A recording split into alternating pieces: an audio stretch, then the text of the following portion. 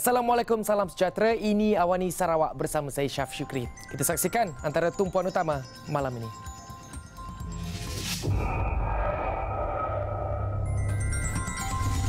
GPS berpendirian teguh bersama Perdana Menteri. Warga Bumi Kenyalang gembira dengan Kita Prihatin. Juga PPNS, Pusat Utama Perniagaan Hasil Tani di Sarawak.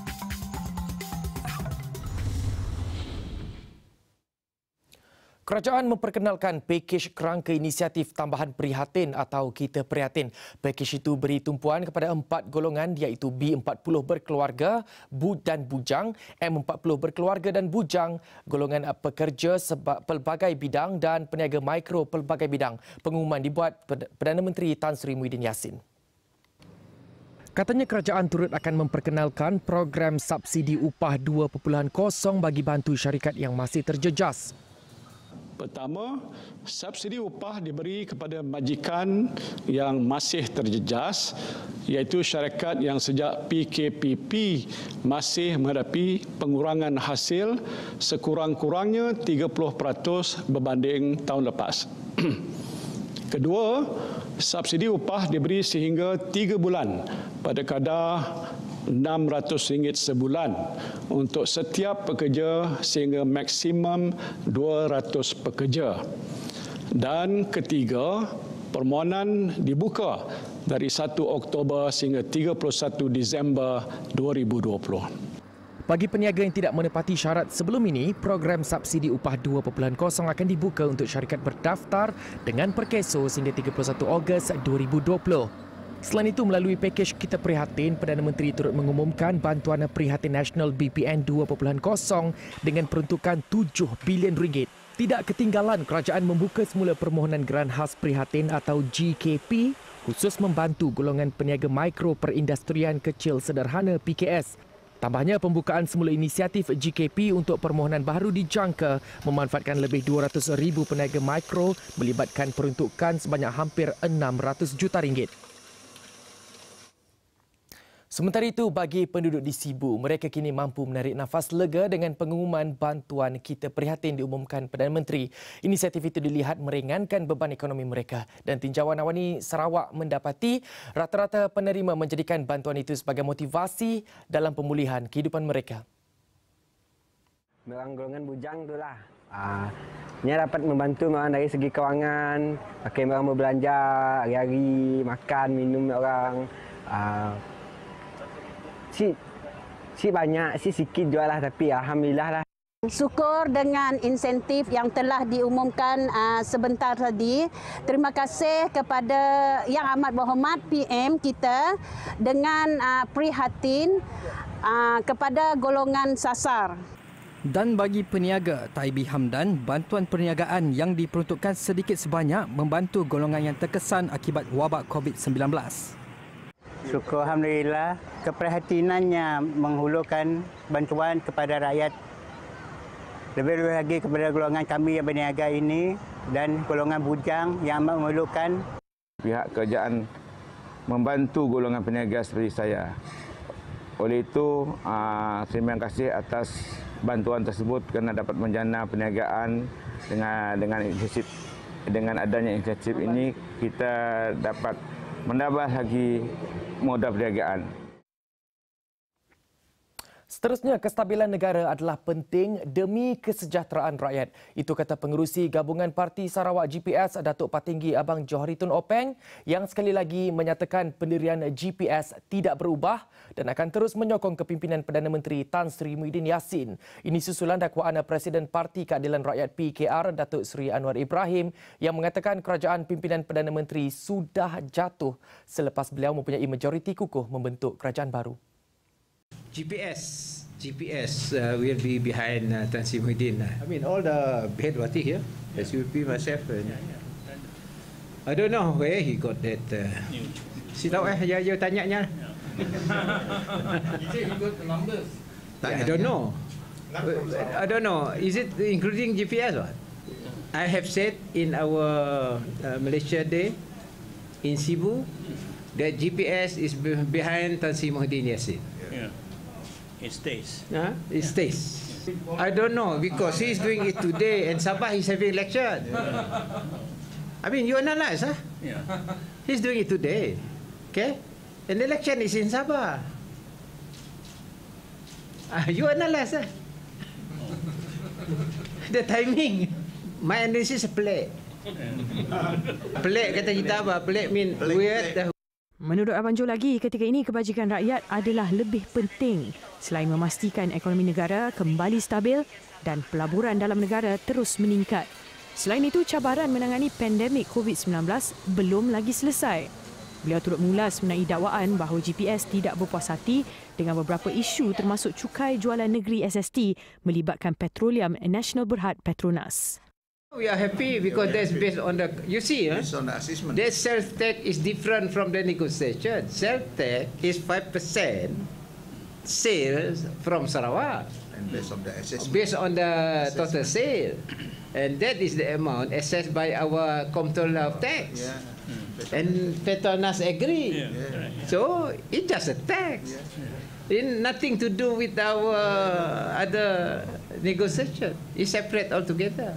Kena kita ada income kena renew, bayarlah tax. Bagi Setiausaha Agung GPS Datuk Alexander Nantalinggi, beliau memberi nasihat kepada Datuk Seri Anwar Ibrahim supaya jangan libatkan GPS dalam permainan politik ini kerana ia hanya akan mengelirukan rakyat.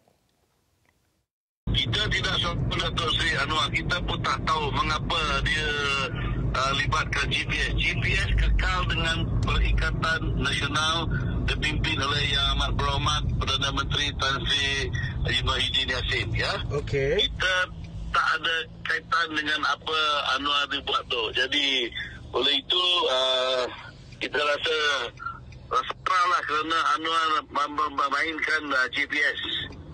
Jadi kita mintalah Datuk Seri Anwar ini berhentilah bermain politik dan mengelirukan rakyat dan mengakibatkan nanti membuatkan satu situasi di mana negara kita dalam politik yang tidak stabil. That is very not right for him as a senior leader nak buat begitulah. Sebab Malaysia sekarang perlukan perintah atau kerajaan yang stabil. Janganlah di masa sekini buat macam tu. Jadi we GPS are firmly with Tan Sri Muhyiddin Yassin. 99.9% bekalan elektrik dan air telah disambungkan ke kawasan kediaman di daerah Serian. Pelan strategik daripada kerajaan negeri itu mampu cipta lanskap sosioekonomi lebih mapan buat penduduk di sana sekaligus membolehkan pembangunan jangka masa panjang dilaksanakan dengan lebih sistematik. Kita nampak bahawa masa depan Serian adalah cerah sebab hinterland iaitu kawasan pertanian yang boleh kita majukan dan juga industri yang lain seperti pelancongan. Kerana Serian tidak jauh daripada Bandaraya Kuching. Beliau berkata demikian ketika menghadiri program Pemimpin Bersama Rakyat di Dewan Sekolah Jenis Kebangsaan Chung Hua Serian pada Rabu. Terdahulu menerusi mesyuarat bersama Jawatan Kuasa Penyelarasan Pembangunan Negeri SDCCM, beliau berpuas hati dengan jadual pelaksanaan serta status projek yang berjaya siap mengikut jadual. Sebagai sebuah bandar yang muncul, yang mempunyai kemudahan yang begini. Satunya, Serian mempunyai kompleks seperti mana sebutkan oleh Datuk Seri Mani, termasuklah kemudahan-kemudahan yang lain seperti convention center dan juga kawasan riadah rekreasi green area. Dalam lawatan satu hari ke daerah itu, Abang Jo juga sempat mengunjungi beberapa tapak projek. Ia melibatkan tapak pembinaan kompleks pejabat kerajaan negeri, pusat konvensyen Serian, pusat rawatan air Selabi dan jejambat kedua yang menghubungkan Serian dengan Bandaraya Kuching. Pertubuhan Peladang Negeri Sarawak PPNS akan mempunyai bangunan sendiri yang bakal siap pada 2022. Selain menjadi pemangkin kepada perkembangan Pertubuhan Peladang Kawasan PPK, PPNS dalam masa yang sama akan menjadi antara pusat utama perniagaan hasil tani dalam negeri. Kota Samarahan dipilih kerana ia mudah diakses oleh penduduk jalan pesisir yang juga berfungsi sebagai kawasan food basket. Ia akan menjadi pusat pertemuan, meeting point antara PPNS, PPK dan juga semua pihak yang berkaitan dengan bidang pertanian ini, semada ianya peniaga, peladang itu sendiri, pembeli, pemborong, kesemuanya, semada di dalam negara dan juga di luar negara. Bangunan ini akan dilengkapkan dengan kemudahan ICT dan menyediakan ruang untuk galeri pameran, promosi dan penjualan produk-produk peladang. Menurutnya lagi, bangunan PPNS yang baharu itu akan menjadi nadi kepada 28 pertubuhan peladang di seluruh Sarawak. Fungsinya diyakini akan dimanfaatkan dalam menyalurkan maklumat, bantuan dan perkembangan terkini sistem pertanian kondusif serta moden. 50 juta ringgit diperuntukkan untuk menambah baik liputan jalur lebar internet di kawasan pedalaman negeri itu melalui penggunaan teknologi terminal satelit aperture sangat kecil VSAT. Dalam tempoh 2 bulan, teknologi VSAT akan mula dipasang secara berpusat. Inisiatif itu digerakkan susulan banyak syarikat telekomunikasi enggan menyediakan liputan jalur lebar di kawasan pedalaman, walaupun kemudahan menara telekomunikasi sudah disediakan. Actually, the device can be moved somewhere else. So you have your tower, right? So if that area we haven't got the tower or you don't have the operator, you use that satellite. And then if there is already operator, then you can move the device to other places. So mobile? No, it's mobile. Teknologi itu akan dikendalikan oleh Lembaga Multimedia Sarawak SMA dan fokus kepada naik taraf capaian internet lebih menyeluruh dari Kuching sehingga ke Lawas. Para petani di Bau digalak terlibat secara aktif dalam industri pertanian bagi bantu industri makanan negeri. Kerajaan negeri akan membantu mereka khasnya dalam usaha mengeksport hasil pertanian tambahan ke Singapura. Ini selepas Pejabat Pelancong dan Perdagangan Sarawak Singapura status diwujudkan di Republik itu. So, kita galak supaya penanam-penanam kita menambah hasil mereka dan kita akan membantu dengan mencari anchor buyers supaya mereka dapat membawa ini ke negara luar. Dan sekarang kita memang menggalak menggunakan Singapura sebab Singapura mempunyai peraturan yang ketat dan kalau ia dapat terlibat sana, dia boleh pergi ke mana-mana negara dalam dunia. Tambahnya juga bagi memastikan Sarawak berupaya memenuhi keperluan daging mentah secara berterusan pada masa akan datang, petani tempatan turut digalak sertai aktiviti penternakan melibatkan pelbagai jenis binatang ternakan termasuklah sarang burung walit. Pada masa ini ternakan yang paling kurang. Kebanyakan daripada daging-daging ini, daging ternakan kita import daripada negara luar. So kita menggalakkan lebih ramai lagi petani menternak pelbagai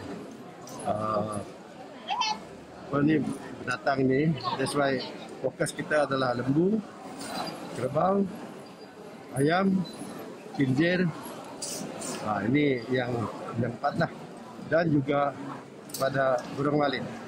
Beliau berkata demikian ketika ditemui media selepas merasmikan program Agricorp di Dewan Kampung Gumbang Bau pada Selasa. Baiklah, dengan itu sekian Awani Sarawak untuk hari ini. Saya Syaf Syukri. Salam hormat.